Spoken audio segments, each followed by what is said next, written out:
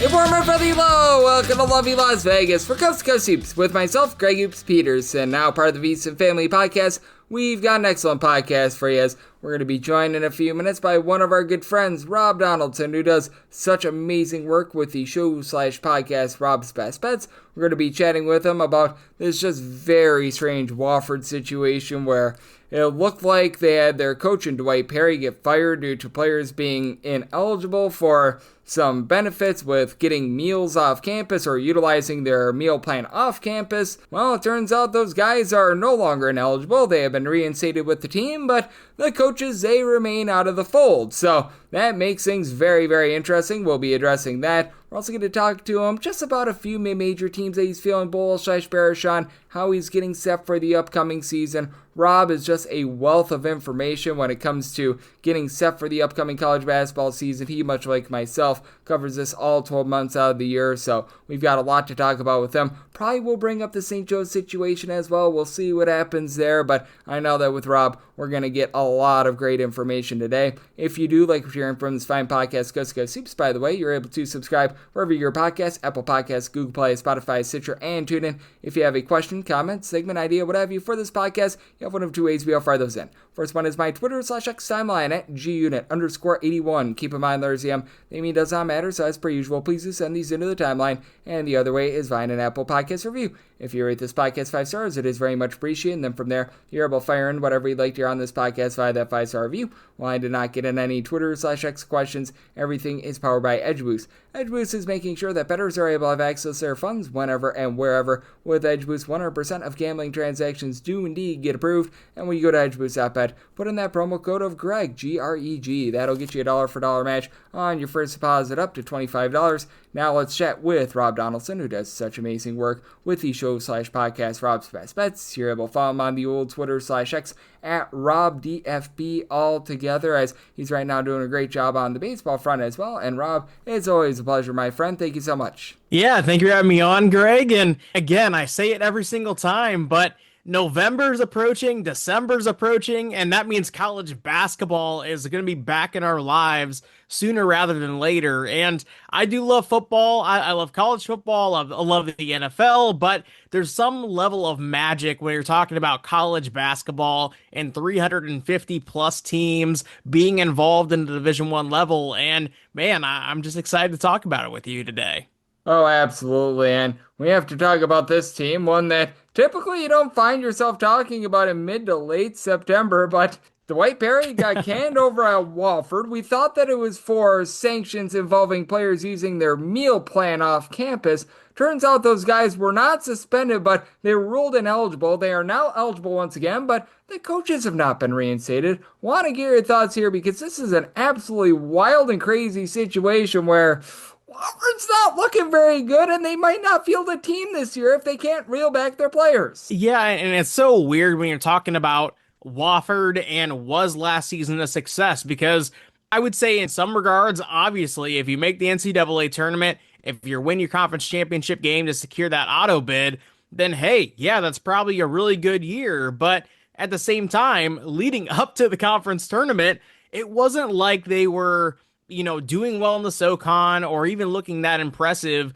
It almost kind of felt like a run came out of nowhere from them late in the season. And so maybe that's kind of tied to these decisions of, hey, we're going to only let you do so much because, yeah, you did make the NCAA tournament, but what is the standard at Wofford, I guess is my question. And yeah, we're in this very weird kind of limbo spot where I don't know where to go from here with Wofford. Yeah, I mean, with this Wofford team, apparently 12 out of the 15 players are threatening to not even play this season, and I just don't know what that would do for the SOCON if they end up not playing the season, because I'm not sure where you had Wofford in terms of your hierarchy of the SOCON. I certainly didn't think that we'd be able to put them in front of Furman. I feel like they're hands down the number one team, but in my projector of finish when I did the conference preview a few weeks ago, I had them at number 2, and even if they do reel back their coach, they do reel back in these players, this just affects them so much with the time lost, with everyone pretty much being on hiatus.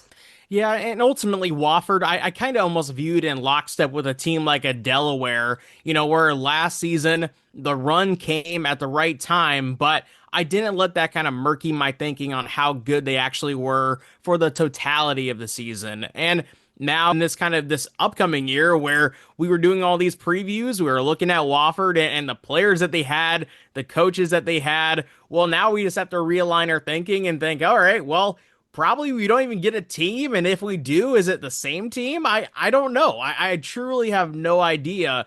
And looking at the SOCON, obviously, when you're talking about the mid-major leagues, this isn't one that gets I think the billing that it deserves because yes, they do have a Furman, which I think is akin to like a Dayton in terms of running the conference for totality, but Chattanooga has stepped up over recent years.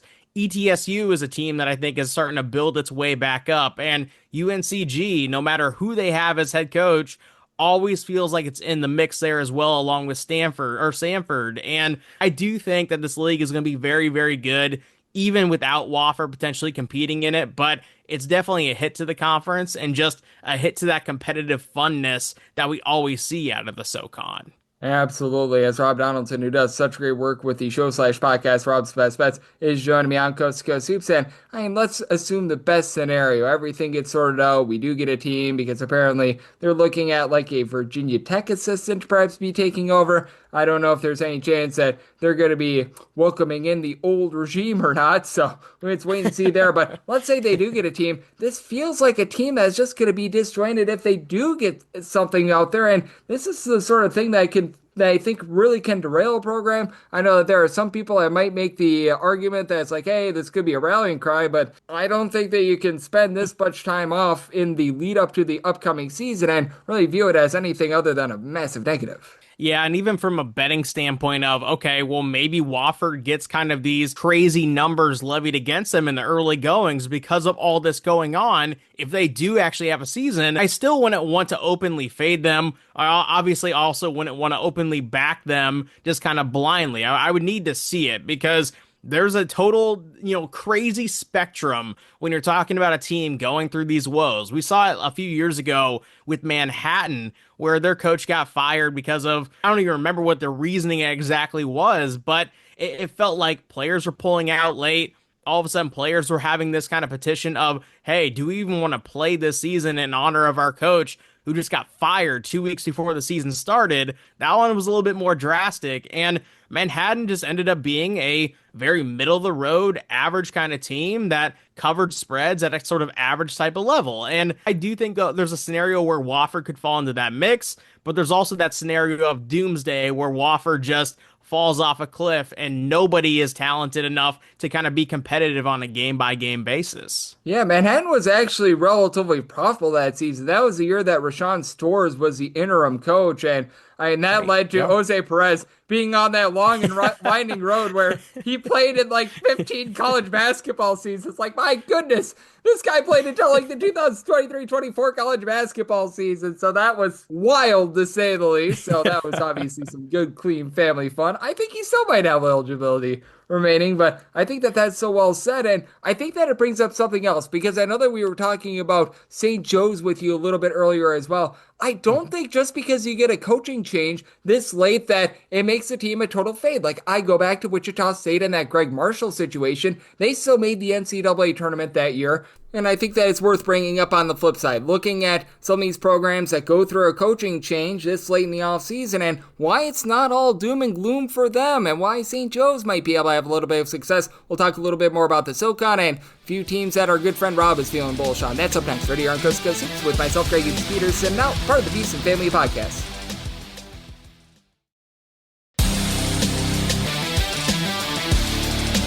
And we're back here in lovely Las Vegas for Coast to Coast Hoops with myself, Greg Hoops Peterson, now part of the Beast and Family Podcast. Always great to be joined by Rob Donaldson. He does great work with the show/podcast, Rob's Best Bets. You're able to find him on the old Twitter/X at RobDFB altogether. And he also does great work on his YouTube feed, youtube.com/Rob Donaldson, for those that are baseball bettors, doing a great job of that this time of year. And I was talking about it just before we went to break. It just feels like even though you get a coaching change in late September, in some cases early October, it's not necessarily doomsday. I brought up just before the break the example of Wichita State, them canning Greg Marshall with everything that went down there, and that year they still made the NCAA tournament. Niagara, before Greg Paulus took over, he took over on the fly. He actually did a very good job of guiding that team. I feel like we see more examples than fewer of teams that actually go above 500 against the spread, because a lot of people think that with the coaching change that it derails everything, when in reality it's still a basketball team and most of the guys are still on that team, though obviously Wofford might not field the team.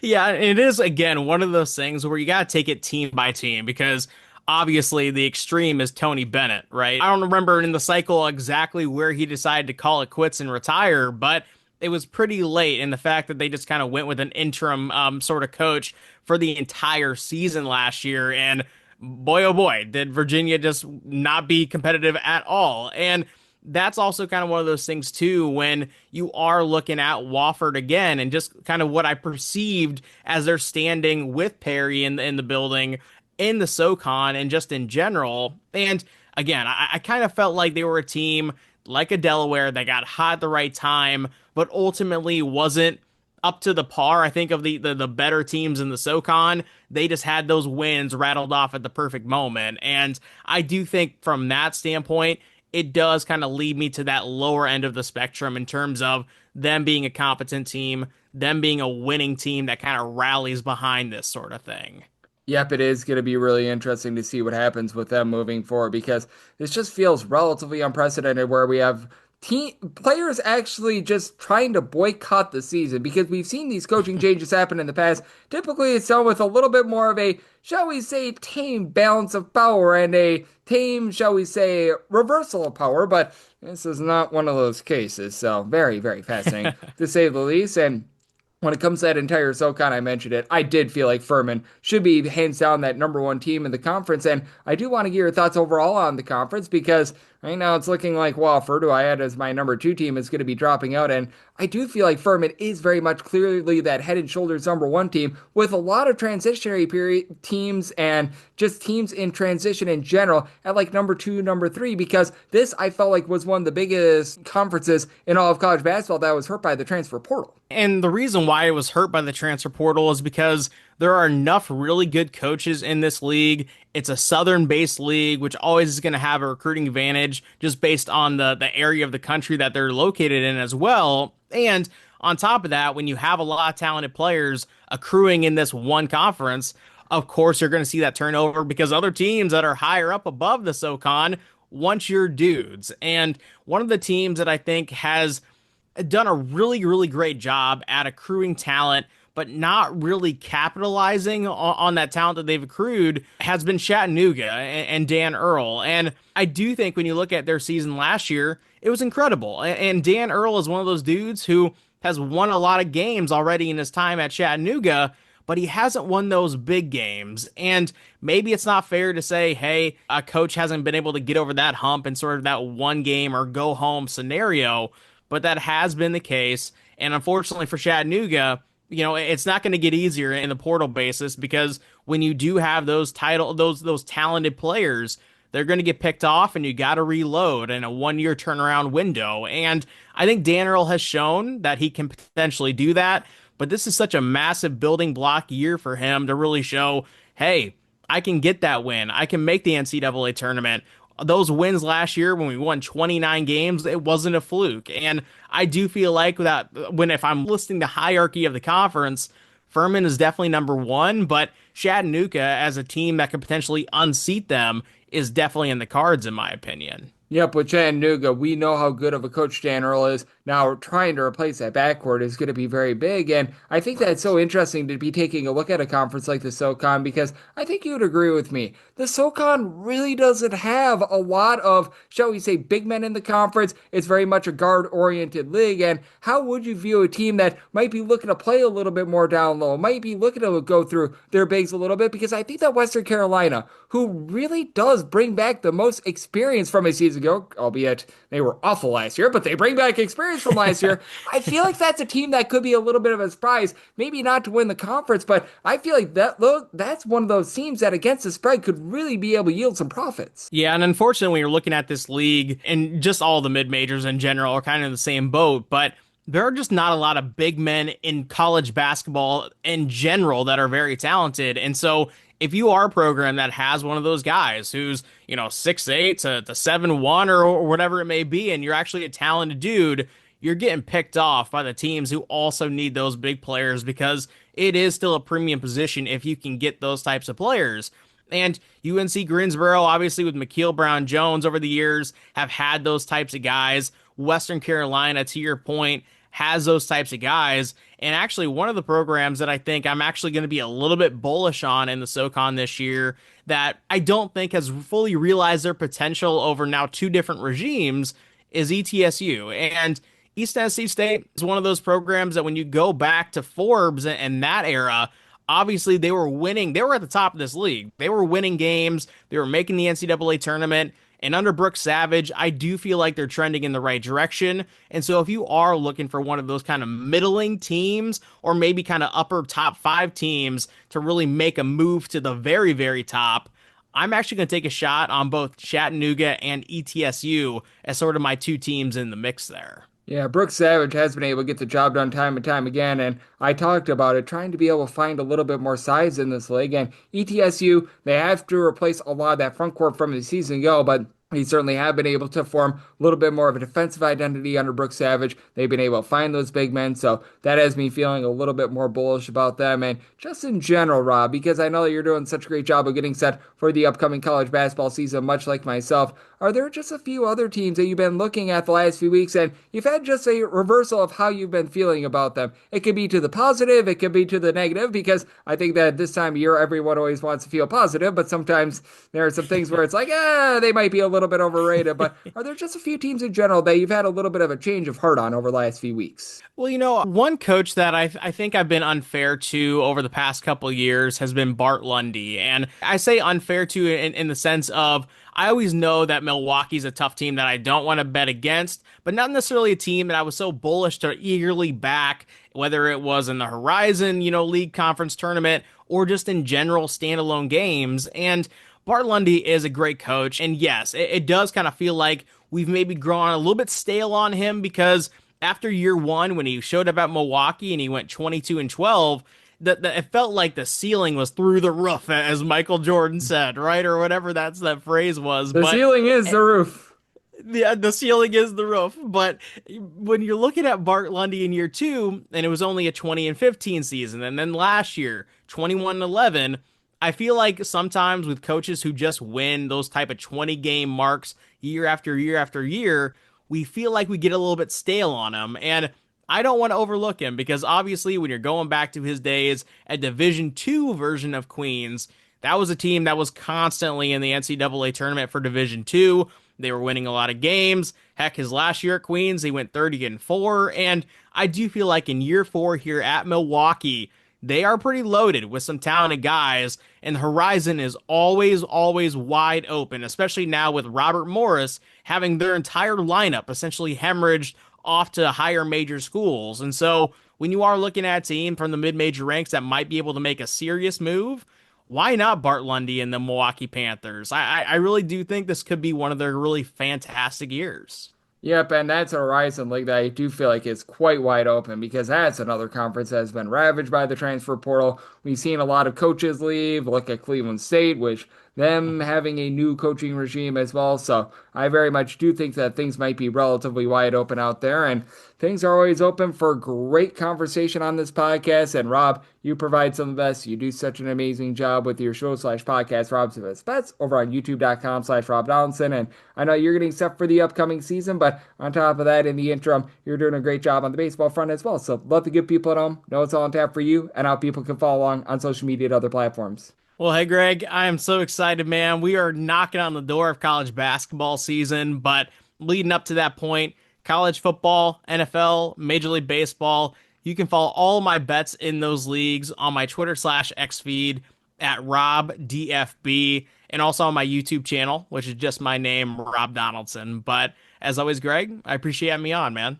It is always great to be able to get Rob aboard every single time he joins me. He lends such amazing insights. Whether we know whether we're getting a team with Wofford or not, he is prepared either way. And every single time he joins me, lends such amazing insights. So big thanks to Rob for joining me on Coast to Coast Hoops, now part of the VSiN family of podcasts. And if you do like sharing from this fine podcast, Coast to Coast Hoops, you're able to subscribe wherever your podcasts, Apple Podcasts, Google Play, Spotify, Stitcher, and TuneIn. If you have a question, comment, segment idea, what have you, for this podcast, you have one of two ways we offer those in. First one is my Twitter/X timeline at gunit_81. Keep in mind that RCM, they mean does not matter, so as per usual, please do send these into the timeline. And the other way is via an Apple Podcast review. If you rate this podcast 5 stars, it is very much appreciated. And then from there, you're able to fire in whatever you'd like to hear on this podcast via that 5-star review. I am with you guys every single day on this podcast, regular season and off season. And being mindful, we've got 5 conference preview podcasts remaining for the 5 power conferences. All the other conference previews are up.